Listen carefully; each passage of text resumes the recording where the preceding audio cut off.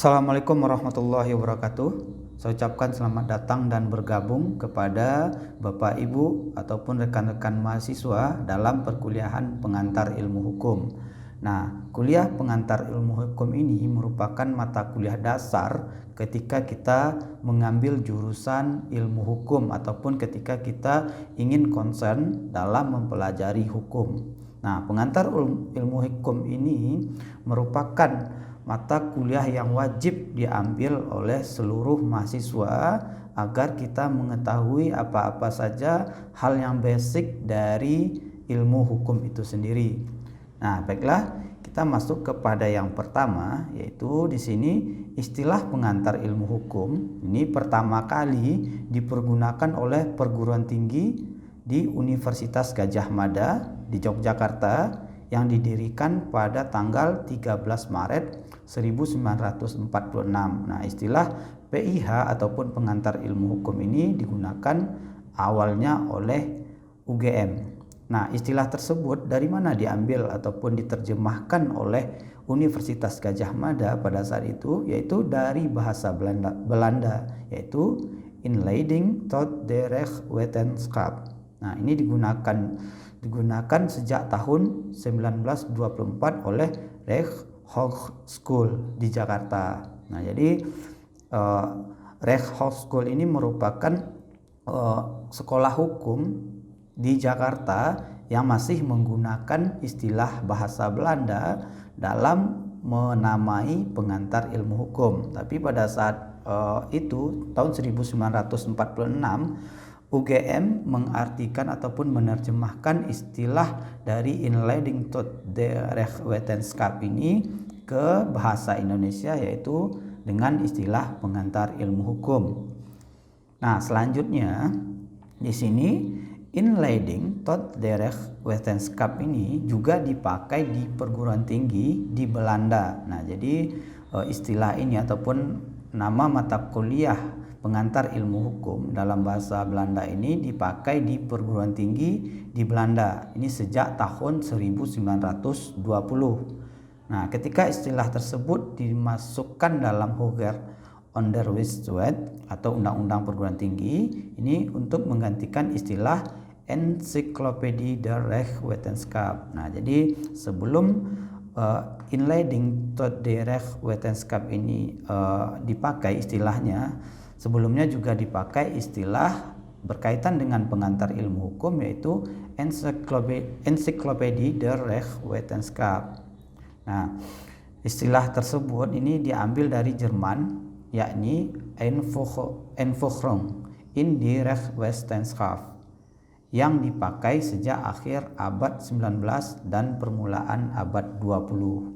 Nah, ini ternyata di sini istilah PIH itu sudah ada di Belanda dalam bahasa terjemahannya dan juga jauh sebelumnya itu juga dipakai di Jerman dan merupakan inspirasi dari sekolah-sekolah yang ada ataupun perguruan tinggi yang ada di Belanda untuk memakai istilah tersebut sebagai istilah pengantar ilmu hukum.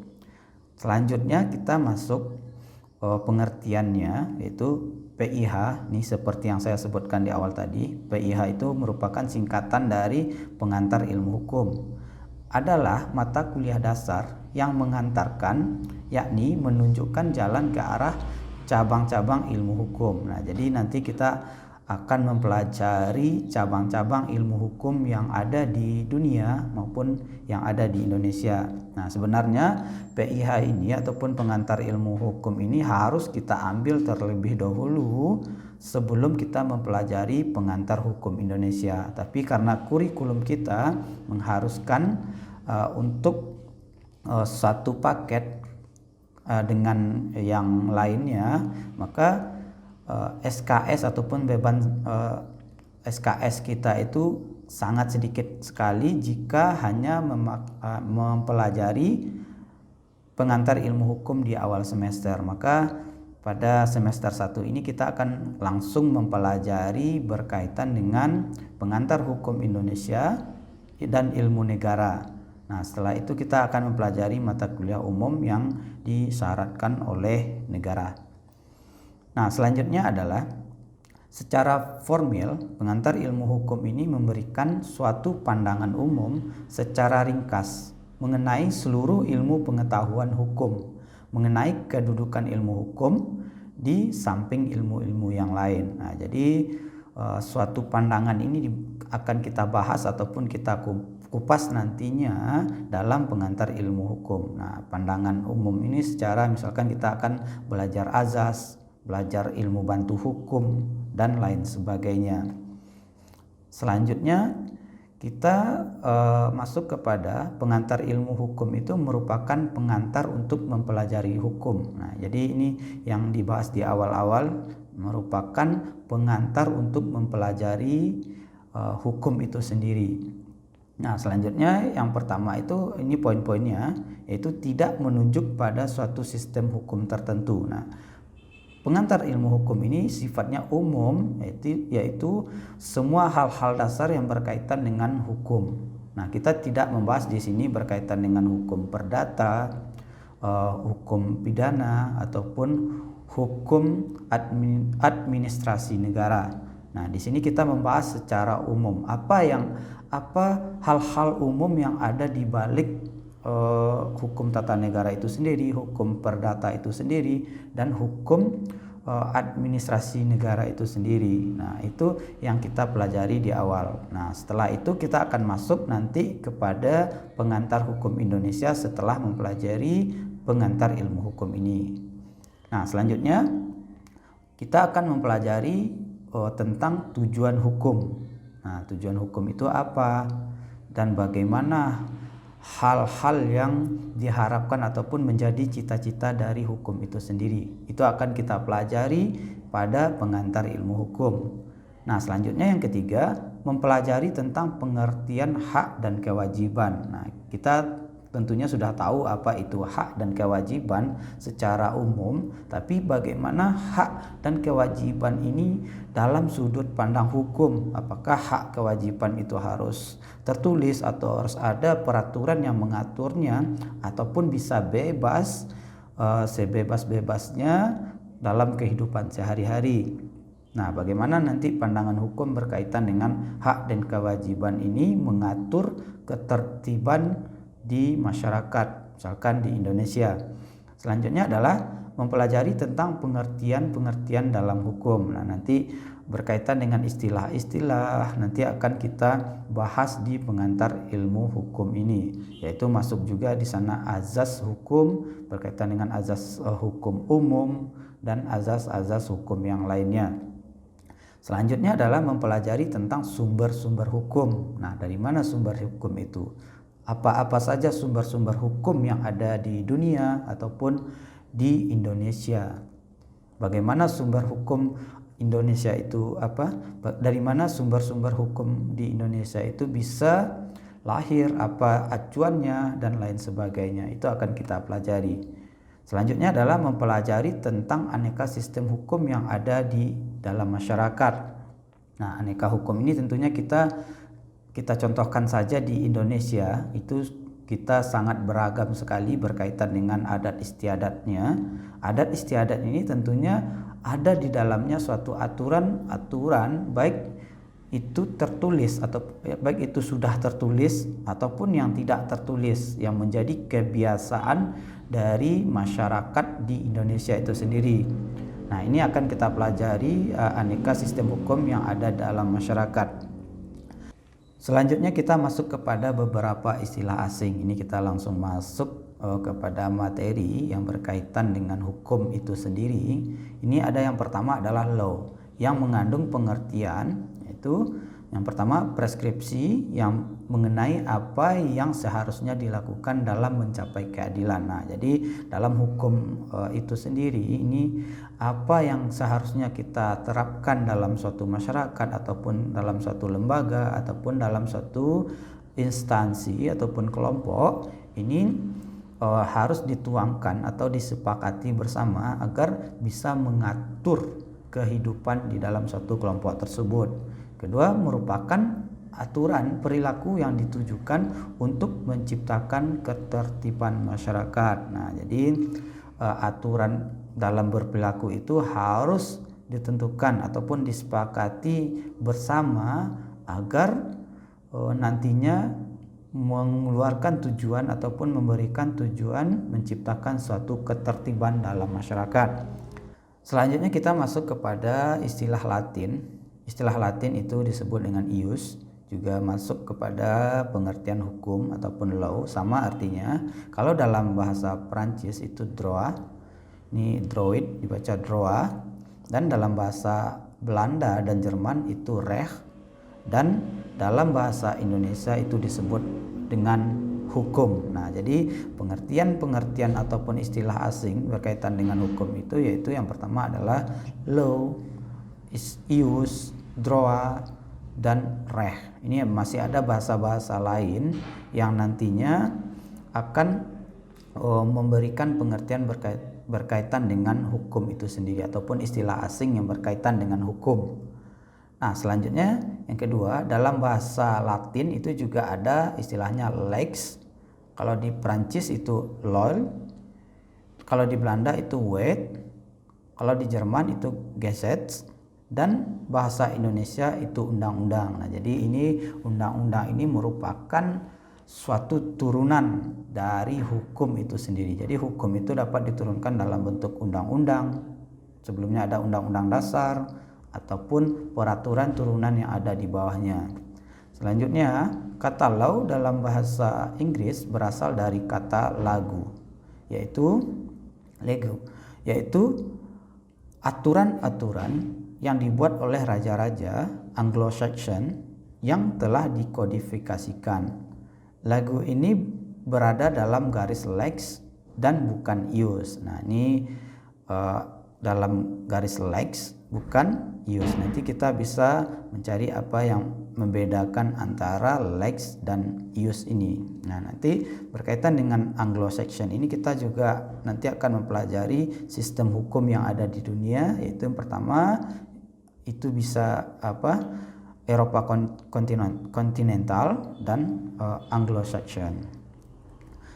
Kita masuk kepada jurisprudence. Nah, jurisprudence ini merupakan ilmu hukum dalam bahasa Inggris dikenal dengan jurisprudence tadi. Nah, kata itu berasal dari dua kata Latin, yaitu iuris yang artinya hukum dan prudensia yang artinya kebijaksanaan atau pengetahuan.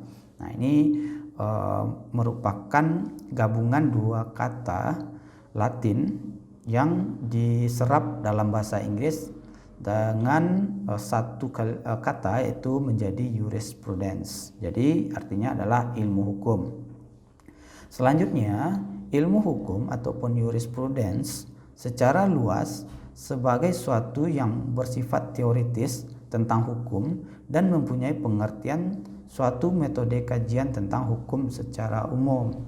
Nah, jadi ilmu hukum ini merupakan hal-hal yang bersifat teoritis. Jadi hal-hal yang teori-teori yang berkaitan dengan hukum itu dapat kita pelajari dalam ilmu hukum, yaitu kalau di sini dalam program studi ilmu hukum di universitas ataupun di perguruan tinggi. Selanjutnya kita masuk kepada ruang lingkup ilmu hukum. Nah, di sini dapat kita lihat bahwa ilmu hukum mencakup dan membicarakan segala hal yang berhubungan dengan hukum. Nah, jadi baik itu hukum tertulis maupun hukum yang tidak tertulis itu masuk ke dalam kategori hukum. Nah, misalkan kita contohkan dalam masyarakat ada suatu peraturan yang seyogianya tidak tertulis, tidak ada catatan-catatan keputusan dari fungsionaris hukum adatnya, itu memiliki daya ikat yang sangat kuat dan dipatuhi oleh masyarakat.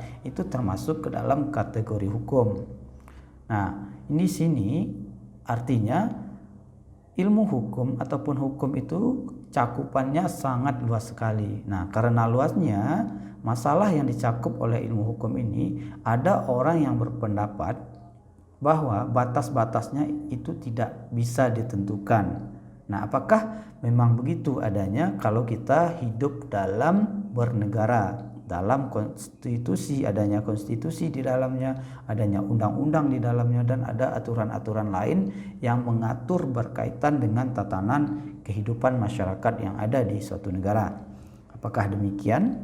Nanti akan kita bahas pada lanjutan perkuliahan selanjutnya.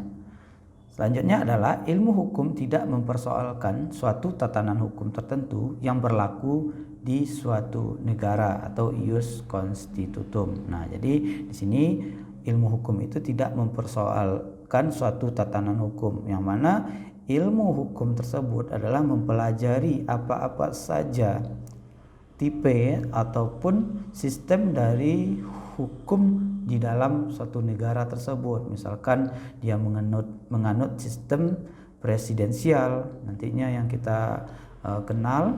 Selanjutnya apakah di sini ada parlementer ataupun lain sebagainya. Jadi ilmu hukum tidak mempersoalkan tatanan tersebut, tapi malah mempelajari ataupun mensistematiskan bagaimana sistem tersebut digunakan dalam suatu negara. Nah, selanjutnya kita masuk kepada tujuan mempelajari hukum. Nah, di sini tujuan mempelajari hukum itu yaitu yang pertama adalah mempelajari azas-azas yang pokok dari hukum. Nanti kita akan belajar apa-apa saja azas yang pokok, yang krusial, yang harus kita ketahui dalam mempelajari ilmu hukum. Karena dengan mempelajari azas-azas hukum ini ataupun azas pokok hukum ini, kita nantinya akan cenderung lebih mudah ataupun sangat mudah dalam mengurai suatu kasus-kasus hukum yang ada di dalam masyarakat. Yang kedua adalah mempelajari sistem formal dari hukum. Nah, bagaimana nanti sistem formal dari hukum itu sendiri, bagaimana bisa mempertahankan suatu materi hukum, ataupun di sini kita dapat beracara, ataupun bagaimana sistem-sistem yang ada dalam sistem formal dari hukum itu sendiri. Tidak hanya teori saja, tapi bagaimana kita beracara dalam mempelajari ilmu hukum ini.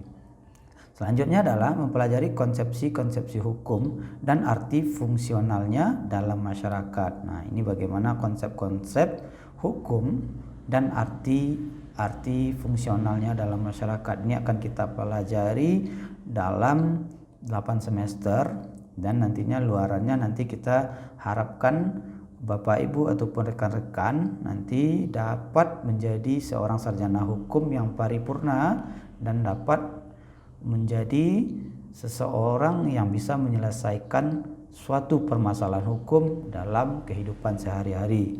Selanjutnya adalah mempelajari kepentingan-kepentingan sosial apa saja yang dilindungi oleh hukum. Nah, ini jelas bahwa apa-apa saja kepentingan sosial, misalkan berkaitan dengan fasilitasnya ataupun hubungan antara orang lain, seseorang dengan orang lain dalam masyarakat dan lain sebagainya. Nah, lanjut, ini masih pada tujuan mempelajari hukum, yaitu yang pertama, yang selanjutnya adalah ingin mengetahui tentang apa sesungguhnya hukum itu. Jadi kita di sini mempelajari apa itu hukum. Nah, dari mana dia datang atau muncul, apa yang dilakukan, dan dengan cara-cara atau sarana apa ia itu melakukan sarana apa ia melakukan hal itu. Nah, jadi apa saja sarana-sarana yang dapat memunculkan hukum ataupun membuat hukum itu sendiri. Selanjutnya, tujuan mempelajari hukum adalah mempelajari tentang apakah keadilan itu dan bagaimana ia diwujudkan melalui hukum. Nah, ini yang akan kita pelajari, bagaimana cara mewujudkan keadilan itu, bagaimana negara ataupun strategi dari suatu pemerintahan ataupun pimpinan dalam mencapai suatu keadilan melalui hukum. Selanjutnya, mempelajari tentang perkembangan hukum. Apakah sejak dari dulu hukum itu sama dengan apa yang kita kenal sekarang? Itu akan kita pelajari. Selanjutnya, mempelajari pemikiran orang mengenai hukum sepanjang masa. Nah, ini kajiannya ke arah filsafat hukum ya. Nanti akan ada orang-orang ataupun tokoh-tokoh masa dahulu yang berkaitan dengan hukum atau pemikirannya berkaitan dengan hukum nanti akan kita bahas bagaimana Socrates, Plato, dan yang lain sebagainya. Nanti akan kita bahas secara gamblang bagaimana pemikiran-pemikiran tersebut masih dipakai ataupun masih relevan dengan keadaan yang sekarang. Selanjutnya adalah mempelajari bagaimana sesungguhnya kedudukan hukum itu dalam masyarakat. Nah, keterkaitan hukum dengan subsistem lain dalam masyarakat. Nah, jadi bagaimana sih kedudukan dari hukum itu dalam masyarakat? Apakah hukum yang dibuat oleh pemerintah itu sesuai dengan aspirasi rakyat atau malah menjerumuskan ataupun menyengsarakan rakyat? Ini akan kita bahas. Selanjutnya adalah bagaimana sifat-sifat atau karakteristik ilmu hukum itu. Nah, jadi ini menjadi tujuan apa saja yang menjadi sifat-sifat ataupun karakteristik dalam ilmu hukum itu akan menjadi tujuan kita dalam mempelajari ilmu hukum. Nah, selanjutnya kita masuk kepada disiplin hukum. Nah, disiplin hukum ini pengertiannya yang pertama kita mencoba untuk mengartikan apa itu disiplin. Ini adalah sistem ajaran mengenai kenyataan atau gejala-gejala yang dihadapi.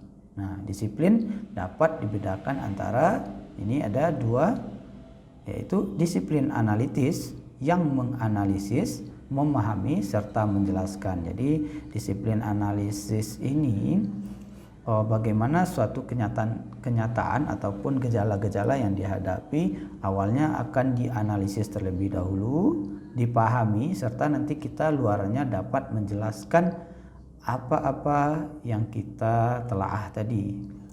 Contohnya kalau dalam ilmu hukum ya berkaitan dengan bagaimana kita menganalisis suatu hukum, memahaminya dan menjelaskan kepada orang-orang. Selanjutnya adalah disiplin preskriptif. Ini yang menentukan apakah yang seyogyanya atau seharusnya dilakukan. Misalkan dalam pembentukan suatu hukum ataupun penerapan suatu hukum, ini harus disiplin ini harus diterapkan ataupun harus dipakai. Ini bagaimana cara-cara yang baik atau seyogyanya dalam menerapkan disiplin tersebut. Nah, dalam artian disiplin preskriptif. Selanjutnya, sebagai sistem ajaran, disiplin hukum merupakan sistem ajaran, ini ada dua, yang menentukan apakah seyogyanya atau seharusnya dilakukan. Ini preskriptif maupun yang senyatanya dilakukan di dalam hidup. Nah, jadi yang seharusnya dengan yang senyatanya ini sangat berbeda sekali ya Pak Ibu dan kawan-kawan, karena kalau seharusnya itu tertulis dalam peraturan perundang-undangan ataupun norma-norma dalam hukum, tapi yang senyatanya apakah hal tersebut memang dilaksanakan ataupun malah menyimpang dari yang seyogyanya tersebut. Ini perlu menjadi kajian kita ataupun menjadi pemikiran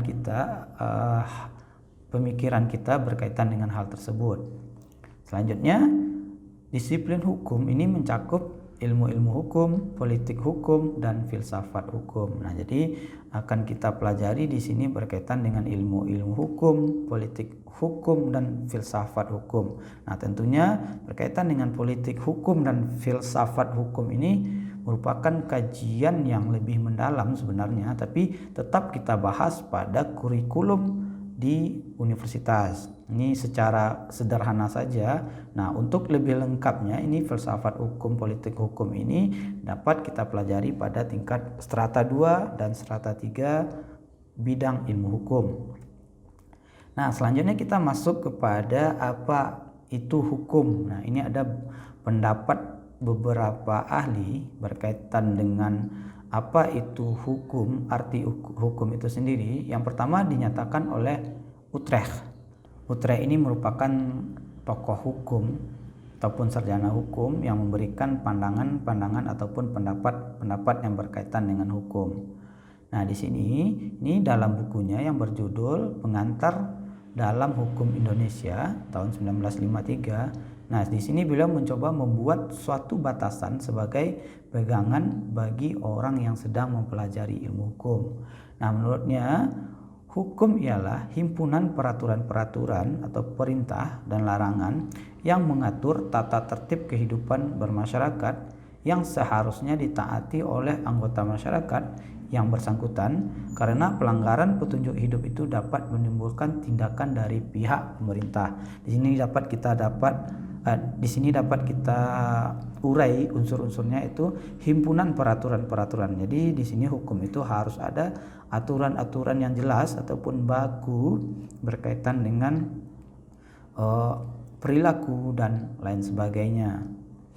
Isinya di dalamnya itu perintah dan larangan, yang tujuannya adalah mengatur tata tertib kehidupan masyarakat yang seharusnya ditaati oleh anggota masyarakat. Nah, jika yang bersangkutan ataupun orang tersebut melakukan pelanggaran terhadap petunjuk tersebut, nanti dapat dilakukan tindakan oleh pemerintah ataupun pejabat, baik itu sanksi maupun hal-hal lain yang dapat membuat efek jera bagi pelakunya. Kita masuk kepada pendapat Immanuel Kant. Nah, hukum ialah keseluruhan syarat-syarat yang dengan ini kehendak bebas dari orang yang satu dapat menyesuaikan diri dengan kehendak bebas dari orang lain menuruti peraturan hukum tentang kemerdekaan. Ini tahun 1995. Nah, ini apa yang dapat kita lihat di sini? Ini artinya di sini kehendak bebas dari yang satu dengan yang lainnya itu harus disesuaikan. Misalkan kita memiliki keinginan untuk memiliki sesuatu misalkan, tapi untuk memiliki sesuatu itu kita melakukan pencurian misalkan.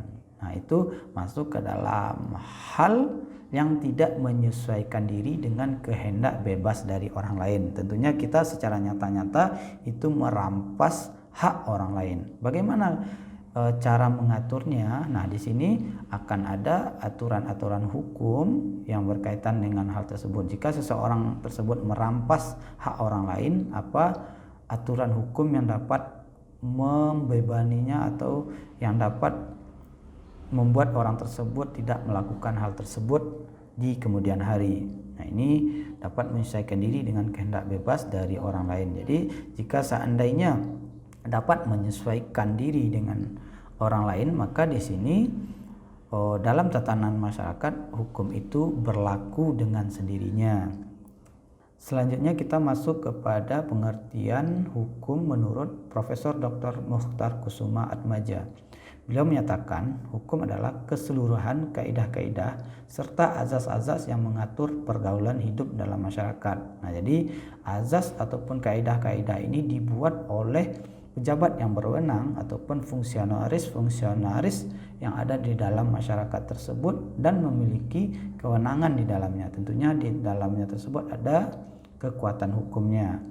Nah, tujuannya adalah memelihara ketertiban. Jadi azas-azas ataupun kaidah-kaidah itu nantinya diharapkan ataupun dapat memelihara ketertiban dalam masyarakat serta lembaga-lembaga dan proses guna berlakunya kaidah sebagai kenyataan dalam masyarakat. Nah, jadi keberlakuan kaidah dalam masyarakat tersebut nanti akan memberikan suatu bentuk nyata dalam bentuk ketertiban dalam masyarakat tersebut.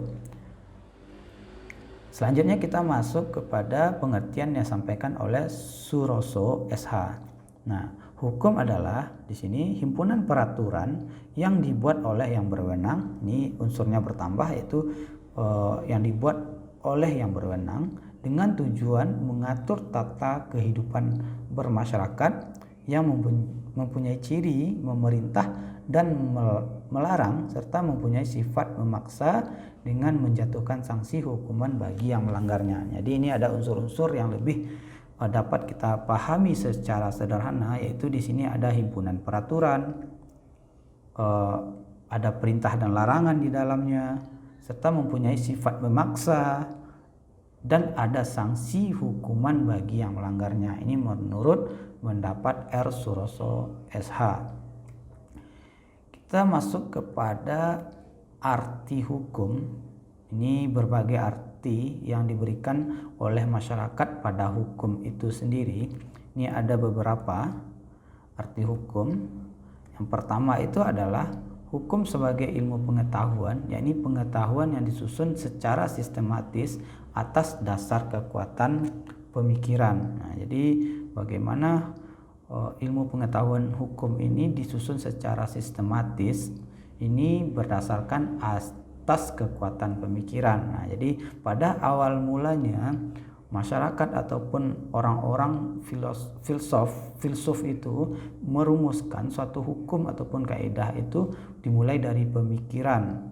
Tentunya kalau kita sebagai umat Islam, kita paham bahwa arti hukum itu tidak melulu berkaitan dengan pemikiran saja, tapi juga diturunkan melalui kitab suci, yaitu kitab Al-Quran dan hadis.